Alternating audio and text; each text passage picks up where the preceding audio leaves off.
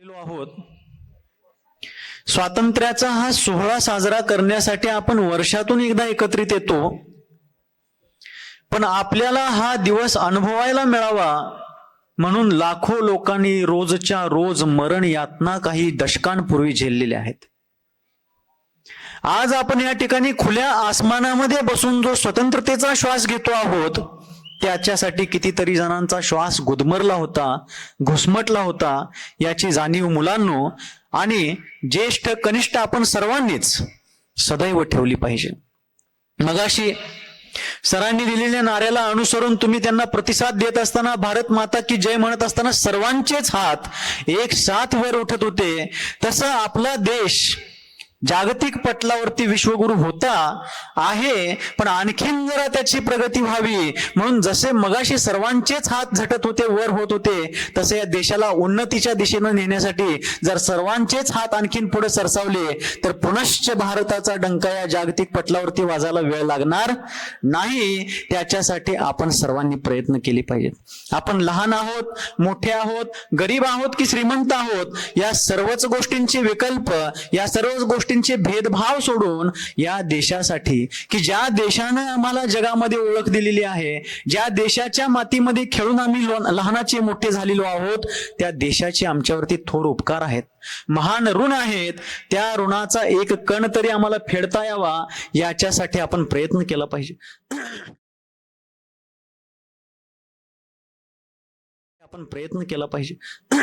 छत्रपती शिवाजी महाराज, जरा आवाज इकडे कमी, ज्या वेळेला छत्रपती शिवाजी महाराजांनी हिंदवी स्वराज्याची स्थापना केली, पण त्यांचं स्वराज्य ज्या वेळेला रोपट्याच्या अवस्थेमध्ये होतं, प्रारंभिक दशेमध्ये होतं, आणि त्यांना त्यावेळेला स्वराज्याच्या संवर्धनासाठी, संरक्षणासाठी, त्याच्या वृद्धीसाठी पैशाची गरज असताना शिवाजी महाराज आपल्या सवंगड्यांसोबत एका साहुकाराकडे गेले आणि त्यांनी त्या साहुकाराकडून या स्वराज्यासाठी कर्ज घेत असताना, तारण म्हणून कर्ज घेत असताना त्या सावकाराने शिवाजी महाराजांना कर्ज दिलं, पण तारण म्हणून ठेवण्यासाठी शिवाजी महाराजांच्याकडे काहीही नव्हतं. ज्यावेळेला सावकारांनी विचारलं की राजे आपण तारण म्हणून काय ठेवणार, त्यावेळेला महाराजांच्याकडे काही नसताना तिथंच घोड्याच्या तबेल्याच्या बाहेर पडलेली गवताची काडी त्यांनी उचलली आणि त्या सावकाराकडे दिली की सावकार, हे कर्ज जे तुम्ही आम्हाला देत आहात या स्वराज्याच्या निर्मितीसाठी, संवर्धनासाठी, त्याच्यासाठी या कर्जाच्या बदल्यात हे तारण म्हणून ही गवताची काडी आमच्याकडून ठेवून घ्या. त्यावेळी माणसांच्यावर विश्वास किती होता. आणि गवताची काडी एका राजानं आपल्या राज्यासाठी तारण म्हणून ठेवली.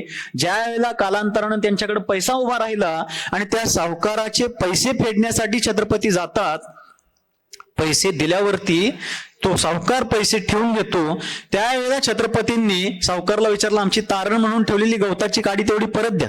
ऐकायला लागला सगळेजण. तेव्हा सावकार ती काडी आणण्यासाठी आत जातात.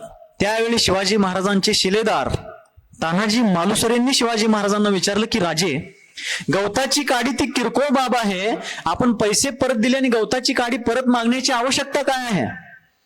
त्यावेळेला छत्रपती म्हणतात की तानाजी, माझ्या राज्यामध्ये फक्त माणूसच स्वतंत्र असला नाही पाहिजे, इथली गवताची काडी स्वतंत्र झाली पाहिजे, याच्यासाठी आपण रक्त सांडतो आहोत. आज आपण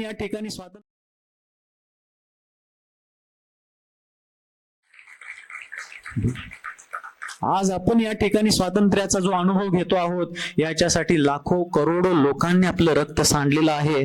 कितीतरी माता भगिनी ऐन तारुण्यामध्ये वैधव्याला प्राप्त झालेले आहेत. छोट्या छोट्या मुलांना लहानपणीच आपल्या पित्याचं छत्र गमवावं लागलेलं आहे. फार लोकांच्या बलिदानाच्या पायावरती ही स्वातंत्र्याची इमारत उभी आहे. म्हणून आपल्या सर्वांचं कर्तव्य आहे की हा देश चिरायू व्हावा, याचं स्वातंत्र्य सूर्य चंद्र असूपर्यंत नांदत राहावं, या देशातला प्रत्येक व्यक्ती आनंदानं जगावा, या देशामध्ये शांतता, सौजन्यता आणि बंधुत्वाचे भाव सर्वत्र पसरावेत, सगळे जीव एकमेकांच्या बरोबर गुण्या गोविंदाने नांदावेत, याच्यासाठी कर्तव्य जे आपलं आहे ते बजावणं आपल्या सर्वांचं कर्तव्य आहे. तुमच्या सर्वांचं कर्तव्य आहे असा शब्द प्रयोग मी नाही करत आहे, आपल्या सर्वांचं कर्तव्य.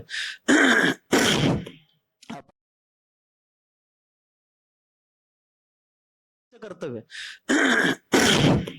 आपापल्या भूमिकेमध्ये राहून, साधू संतांनी आपापल्या भूमिकेमध्ये, गृहस्थांनी आपापल्या भूमिकेमध्ये राहून का होईना आपलं जे राष्ट्रीय कर्तव्य आहे, आपलं जे आपली जबाबदारी आहे ते पाळणं आपला धर्म आहे.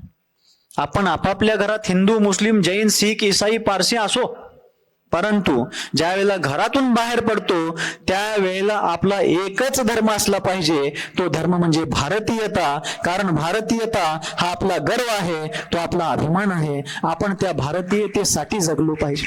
आपल्या देशाचा गौरव जगाच्या पाठीवरती फार मोठा आहे.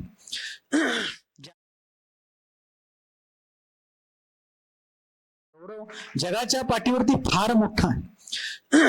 ज्यांनी अमेरिकेमध्ये मोठमोठे उद्योग थाटले अशा फोर्ड कंपनीचे संस्थापक ज्यावेळेला पहिल्यांदा स्वातंत्र्यानंतर भारतामध्ये आले, दिल्लीच्या विमानतळावरती जेव्हा ते उतरणार होते त्यावेळेला भारत सरकारच्या डेलिगेशनचे मोठमोठे अधिकारी त्यांच्या स्वागतासाठी गेले होते. मोठमोठे लोक प्रशासनातले त्या ठिकाणी उपस्थित असताना भारतीय लोकांनी विचार केला होता की एवढी मोठी उद्योजक व्यक्ती जी आमच्या भारताच्या स्वातंत्र्याच्या प्रारंभिक स्थितीमध्ये या ठिकाणी येते आहे, पण त्या काळात सुद्धा ती अरबपती आहे, अत्यंत थाटामाटात आले असणार, सूट बूट घातलेली असणार, असा विचार करत आमचा भारतीय डेलिगेशन स्टाफ त्या ठिकाणी उपस्थित असताना जेव्हा ती व्यक्ती विमानातून खाली येते, खरोखर सुसज्ज अवस्थेमध्ये टाय, सूट इत्यादी सगळी उच्चतम दर्जाची भरजरी वस्त्र त्यांनी घातलेली असताना त्यांचे पाय मात्र अनवाणी होते. पाय काय होते?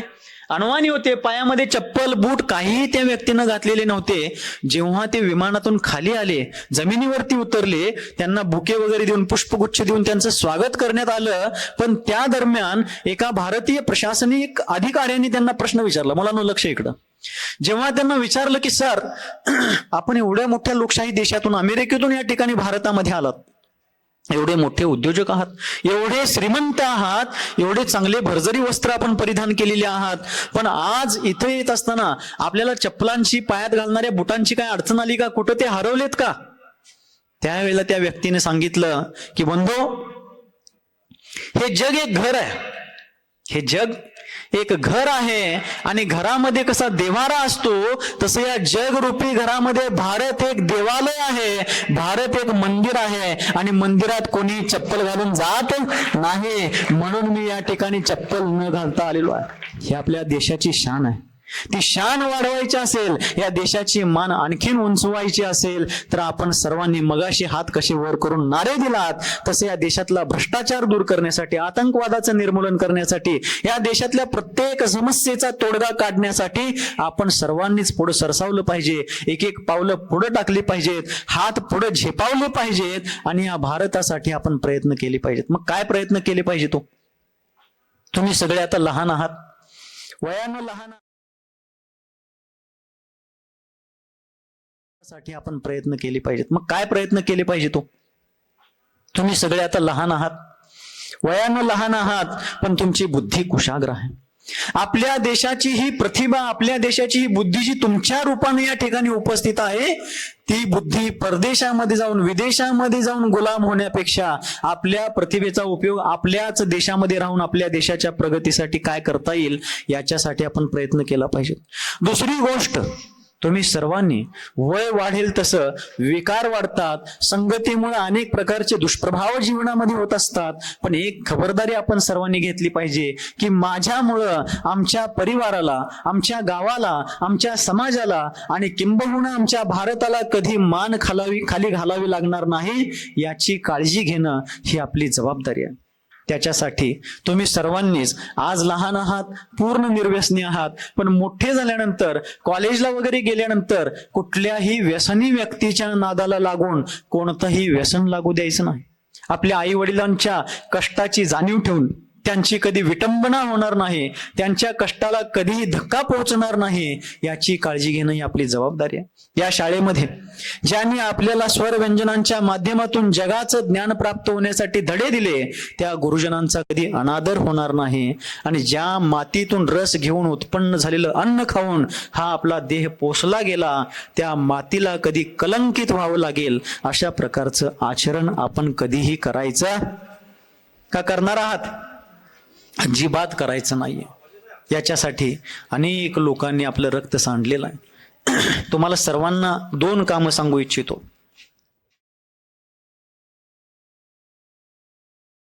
वेळ असेल, उपलब्ध असेल तर आपण ऐकू शकताच. कर्नाटकामध्ये देशाच्या स्वातंत्र्यापूर्वी ज्या वेळेला स्वातंत्र्याचं आंदोलन चाललं होतं, क्रांतीची चळवळ चालली होती, तेव्हा अनेक लोक धारवाड हुबळीच्या दरम्यान जमून स्वातंत्र्य चळवळीमध्ये सहभाग घेतले होते. इंग्रजांचा लाठीमार चालू होता, इंग्रजांच्या हातूनच छळ चाललेले असताना एक पांगळा व्यक्ती सुद्धा घसरत त्या आंदोलनामध्ये सहभागी झाला होता. ऐका लागला सगळे, फार महत्वाचा प्रसंग. ज्या वेळेला एक पांगळा व्यक्ती, ज्याला स्वतःच्या पायाने चालता येत नव्हतं, पण त्या क्रांतीच्या आंदोलनामध्ये चळवळीमध्ये स्वतः घसरत फरफटत त्या ठिकाणी आलेला असताना, त्या गर्दीमध्ये जेव्हा लाठीमार चालू झाला इंग्रजांचा, तेव्हा एका व्यक्तीनं विचारलं, अरे बाबा तुला चालता येत नाही, इंग्रज या ठिकाणी लाठीमार करतात, पळता येत नाही, कदाचित कंट्रोल झालं नाही तर ते गोळीबार सुद्धा करतील, आणि तू कसं काय तुझा बचाव करणार? त्यावेळेला पायानं विकल असणारा पण मनानं राष्ट्रभक्तीनं सकल असणारा तो व्यक्ती म्हणतो की बंधो, इंग्रजांच्या लाठ्या काठ्यांची भीती असती तर मी इथं आलोच नसतो. मी पांगळा असून सुद्धा इथं यासाठी आलोय कारण मी धावपळ करून देशाच्या कानाकोपऱ्यामध्ये पळत जाऊन ही क्रांतीची मशाल तर पेटवू शकत नाही, पण जे क्रांतिकारक काम करत आहेत त्यांच्या उपयोगी कुठंतरी माझं जीवन यावं. आणि आज इथं येण्याचा उद्देश माझा हा आहे की कदाचित इंग्रजांचा गोळीबार झालाच तर एखादी गोळी मी माझ्या छातीवर घेतली तर एखादा क्रांतिकारक त्याच्यामुळे जिवंत राहील आणि तो भविष्यात या देशाला स्वातंत्र्य मिळवून देईल, म्हणून मी माझ्या छातीचा कोट करून या ठिकाणी आलोय. अशा लोकांच्या बळावरती आज आपण या ठिकाणी बसलोय, याची जाणीव ठेवून घेऊया. छातीचा कोट करून या ठिकाणी आलोय, अशा लोकांच्या बळावरती आज आपण या ठिकाणी बसलोय, याची जाणीव ठेवून घेऊया. आपल्या कर्तव्याचं पालन करूया. हा डेरेदार चिंचेचा वृक्ष जो आहे, मागं वळून बघू शकता आपण, बघितलाही असाल. मी सुद्धा याच शाळेमध्ये, प्राथमिक शाळेमध्ये, बालवाडीमध्ये 1ली-2री इयत्तेच्या अगोदरच्या मोठ्या गटात, लहान गटात महात्मा गांधी शिशु विहारमध्ये शिकत असताना पण हा वृक्ष बघत होतो. आजही तो इथं उभा आहे. पुढेही अनेक दशके शतके तो उभा राहील, पण तो कशाच्या बळावरती उभा आहे? वरती त्याचा जो डेरेदार आकार आहे त्याच्या बळावरती तो उभा नाही आहे, तर जमिनीमध्ये शेकडो फूट त्याची रुजलेली जी मुळं आहेत, सखोल मुळं आहेत, त्याच्या बळावरती वादळ वाऱ्यांना तोंड देत तो वृक्ष उभा आहे. तसं आपल्या हृदयरूपी भूमीमध्ये राष्ट्रभक्तीची मुळं सखोल जाऊ द्यात, कसलीही वादळं आली तरी आपली राष्ट्रभक्ती विचलित होणार नाही. अशा प्रकारचं कार्य आपण करूया आणि या राष्ट्राला पुनश्च एकदा विश्वगुरू बनवून याचा डंका जगाच्या पटलावरती वाजवूया. याच मंगल भावनेसहित